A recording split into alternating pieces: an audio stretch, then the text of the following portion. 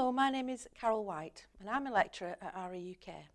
Today I'd like to talk to you about educational options for spirometry.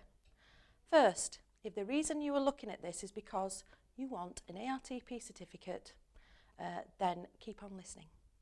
If this is what you want, then please be aware the ARTP have 2 levels, and these are foundation, which is aimed at practitioners who are maybe looking at doing the spirometry at a very fundamental level, performing it and doing it really well and making sure it's accurate.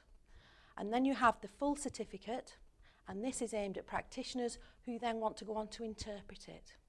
Okay? Now for both levels you need to undertake 2 days of study. On the first day in the afternoon you will have what we call a practical exam, otherwise known as an OSCE. And then you will also be expected to produce a portfolio.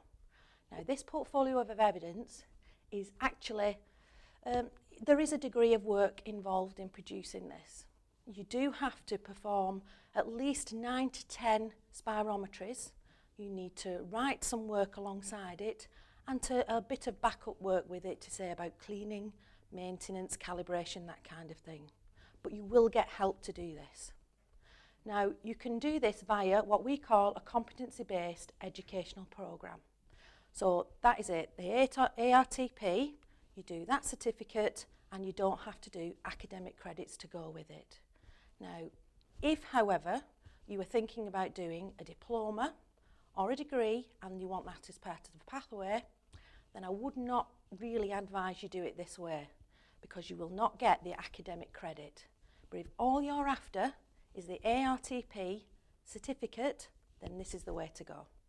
Now if you need any more information, please contact us either via a phone or the website and we'll be happy to explain a bit more. Thank you.